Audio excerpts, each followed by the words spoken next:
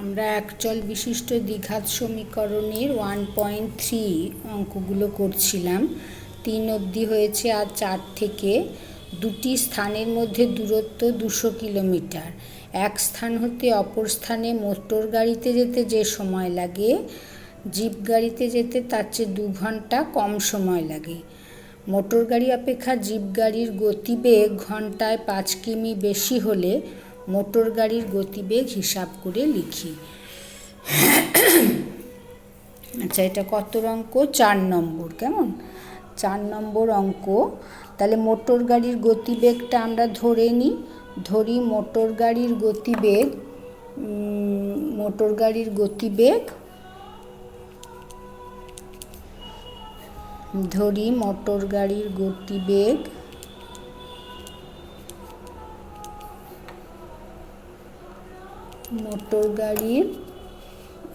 গতিবেগ ঘন্টায় x কিমি বা x কিমি প্রতি ঘন্টা। কেমন? মোটর গাড়ির গতিবেগ ঘন্টায় x কিমি। ঠিক আছে, এর মানেটা কি হলো? 1 ঘন্টায় x কিলোমিটার যায়, ঘন্টায় x কিমি। আর বলছে যে দুটো স্থানের মধ্যে দূরত্ব 200 কিমি, অতএব 200 কিলোমিটার দূরত্ব যেতে মোটর গাড়ির সময় লাগে। হ্যাঁ, দুটো স্থানের মধ্যে দূরত্ব 200 কিলোমিটার, তো 200 কিলোমিটার দূরত্ব যেতে মোটর গাড়ির সময়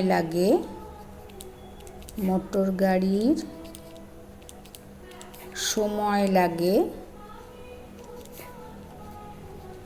কত হবে? x কিলোমিটার যায় 1 ঘন্টায়, 1 কিলোমিটার যায় 1/x ঘন্টায়, তাহলে 200 কিলোমিটার যায় 200/x ঘন্টা, 200/x ঘন্টা। বুঝতে পেরেছি কি করে এলো? এটা ঐকিক নিয়ম। কেমন? এখানে দেখিয়ে দিই ঐকিক নিয়ম কি করেছি। যে x কিমি যায় 1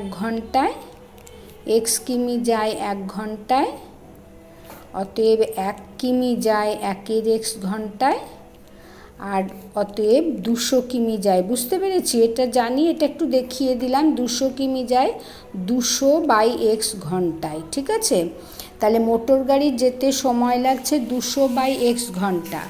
আচ্ছা, এখানে বলেছে যে মোটর গাড়ি অপেক্ষা জিপ গাড়ির গতিবেগ ঘন্টায় 5 কিমি বেশি। জিপ গাড়ির গতিবেগ ঘন্টায় 5 কিমি বেশি হলে মোটর গাড়ির গতিবেগ। আচ্ছা, তাহলে জিপ গাড়ির গতিবেগ, প্রশ্নানুসারে জিপ গাড়ির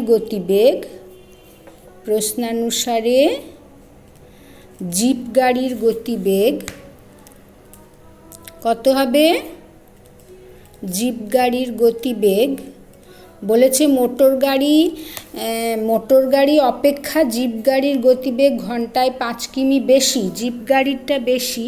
তাহলে জিপ গাড়ির গতিবেগ x + 5 কিলোমিটার প্রতি ঘন্টায়, x + 5 কিলোমিটার বা x + 5 কিলোমিটার প্রতি ঘন্টায়, যেটা হোক আমি লিখতে পারি। কেমন?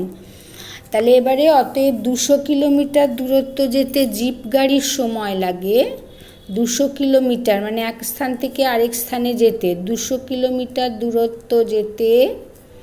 দূরত্ব যেতে জিপ গাড়ির সময় লাগে, জিপ গাড়ির সময় লাগে। এইটা যেমন হয়ে করেছি 200/x, তেমনি জিপ গাড়িটা কি হলো?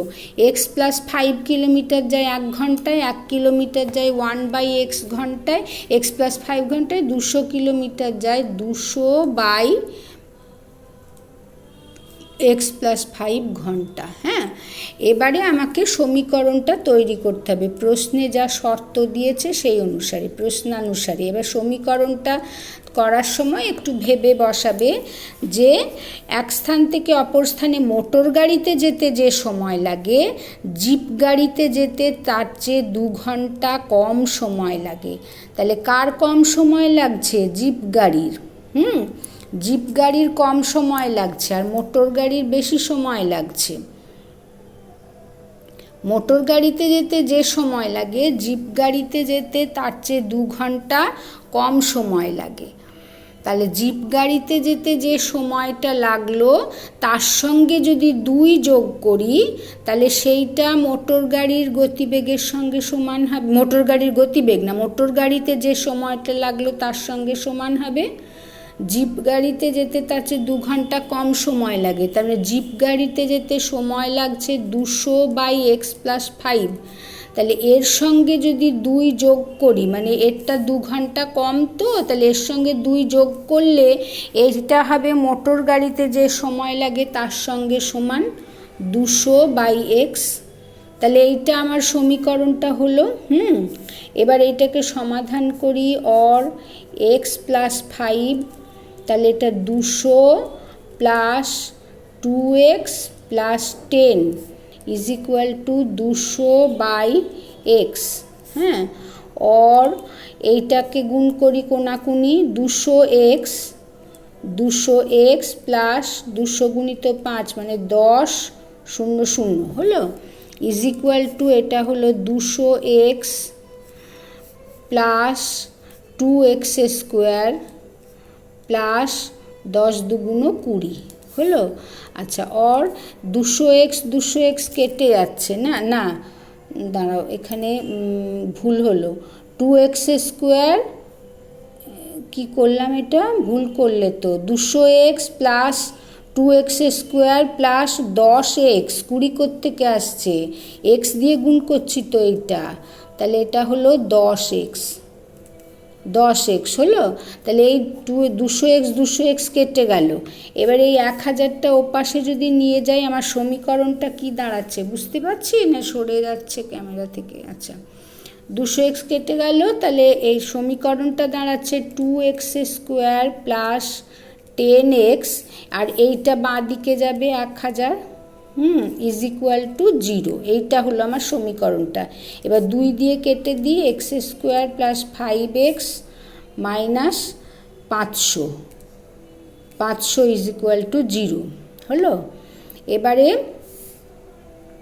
500, এটা 5 তো, তাহলে 25 আর 20, 25 × 2 = 50। দেখো 25 আর 20 হবে, 25 আর 20 গুণ করলে 500 হয়, আর 25 থেকে 20 বিয়োগ করব, তাহলে x² + 25x + 20x, সরি এটা -20x - 500 = 0। অর x কমন নিলাম, x + 25, হ্যাঁ, -20 কমন নিলাম, x + 25 মাইনাস কমন নিয়েছি, তাহলে x + 25 = 0। Or x + 25 × x - 20 = 0।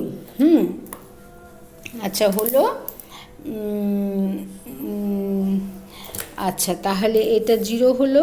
এবারে দুটো উৎপাদকের গুণফল 0 মানে কি হয়, x + 25 = 0, অতএব x = -25। হ্যাঁ, x = -25 হতে পারে না, এক্সটাকে কি ধরেছি, যে গতিবেগ ঘন্টায় x কিলোমিটার, হতে পারে না কারণ গতিবেগ ঋণাত্মক হয় না,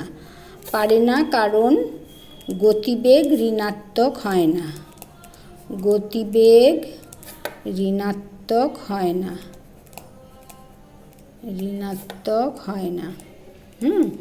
আচ্ছা, আর অথবা x - 20 = 0, অতএব x = 20। তাহলে 20, এক্সটা ধরেছি মোটর গাড়ির গতিবেগ, আমাকে কি চেয়েছে, মোটর গাড়ির গতিবেগ কত, অতএব মোটর গাড়ির গতিবেগ ঘন্টায় 20 কিলোমিটার, অতএব মোটর গাড়ির গতিবেগ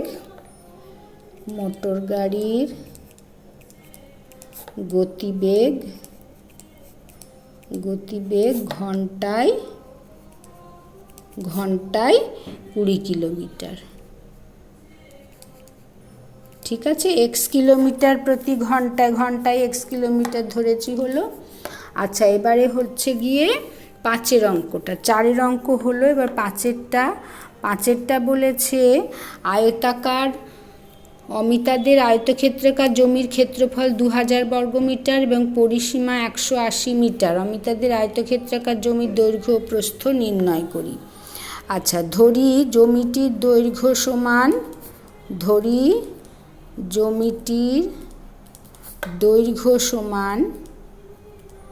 দৈর্ঘ্য সমান হলো x মিটার। আচ্ছা তাহলে পরিসীমা সমান 2 ইন্টু দৈর্ঘ্য প্লাস প্রস্থ। হ্যাঁ, আচ্ছা, ইজ ইকুয়াল টু 180 মিটার। হ্যাঁ, এখানে যেহেতু পরিসীমা সমান 180 মিটার প্রদত্ত, যেহেতু পরিসীমা সমান 180 মিটার প্রদত্ত দেওয়া আছে, তাই তো, প্রদত্ত। আচ্ছা, এবারে অতএব 2 ইন্টু দৈর্ঘ্যটাকে x ধরেছি, x প্লাস প্রস্থ ইজ ইকুয়াল টু 180। হ্যাঁ, অতএব x প্লাস প্রস্থ ইজ ইকুয়াল টু দুইটা ভাগ হবে 90 মিটার। হ্যাঁ, অতএব প্রস্থ ইজ ইকুয়াল টু কী হচ্ছে, প্রস্থ is equal to 90 minus x metre. অতএব জমিটির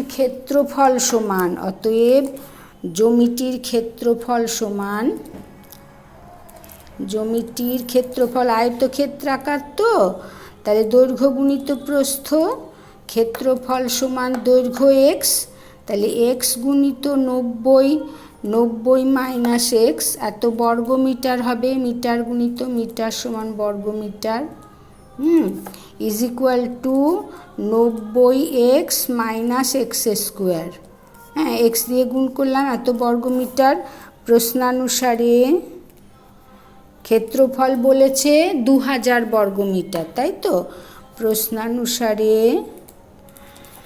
90x minus x square is equal two 2000 তো, হ্যাঁ 2000 হলো। অতএব ইয়েটা তৈরি করি, এক্স স্কোয়ারটাকে ওইদিকে যদি নিয়ে যাই, এক্স স্কোয়ার, এটা প্লাস আছে, এটা মাইনাস হবে, minus 90x plus 2000 is equal to 0। হ্যাঁ, এবারে এইটা 90টা দুটো মাইনাস, 50 আর 40 হবে, x square plus x square minus 50x minus 40x। দেখো 50 আর 40 গুণ করলে 2000 হয়, 5 4 20, দুটো শূন্য, 40x plus 2000 is equal to 0 হলো। और x কমন নিলাম, তাহলে x মাইনাস 50 মাইনাস 40 কমন নিলাম, x minus 50 is equal to 0। এবারে কি হলো আমার,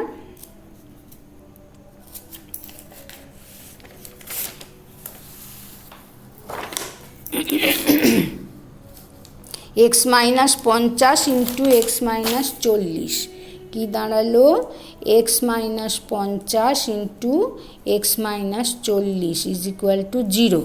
আবারও সেই দুটো উৎপাদকের গুণফল 0 মানে হয় x minus 50 is equal to 0, অতএব x ইজ ইকুয়াল টু 50, অথবা x minus 40 is equal to 0, অতএব x is equal to 40। 50 metre 40 metre. এবারে একটা জিনিস দেখো, খেয়াল করো, x is equal to 40 metre হলো। দুটোই পজিটিভ, দুটোই ধনাত্মক এসেছে, তো দুটোই হবে। এবার আমরা এক্সটাকে কি ধরেছি, দৈর্ঘ্য ধরেছি, এক্সটা হলো দৈর্ঘ্য। হ্যাঁ, দৈর্ঘ্য যদি x হয় তাহলে প্রস্থ হলো 90 মাইনাস x, তাহলে 90 থেকে 50 বিয়োগ করলে 40 হচ্ছে। এবারে আমরা এই 40xটাকে দৈর্ঘ্য ধরেছি, তো আমরা 40টা এখানে নেব না, কেন কি দৈর্ঘ্য তো সাধারণত বড় হয় প্রস্থর থেকে, আয়তক্ষেত্রের দৈর্ঘ্য প্রস্থ যেইটা বড় মাপে হয় সেইটাকে আমরা দৈর্ঘ্য বলি, যেটা তুলনামূলকভাবে ছোট মাপের হয় সেটাকে প্রস্থ বলি। তাহলে দুটোই এক্সের, একটা 50 একটা 40 এসেছে, তাহলে যেইটার মান বড় সেইটাকেই দৈর্ঘ্য ধরব। অতএব আয়তক্ষেত্রটির দৈর্ঘ্য সমান, অতএব আয়তক্ষেত্রাকার জমির দৈর্ঘ্য সমান, আয়তক্ষেত্রাকার জমির দৈর্ঘ্য সমান, দৈর্ঘ্য হলো গিয়ে 50 মিটার।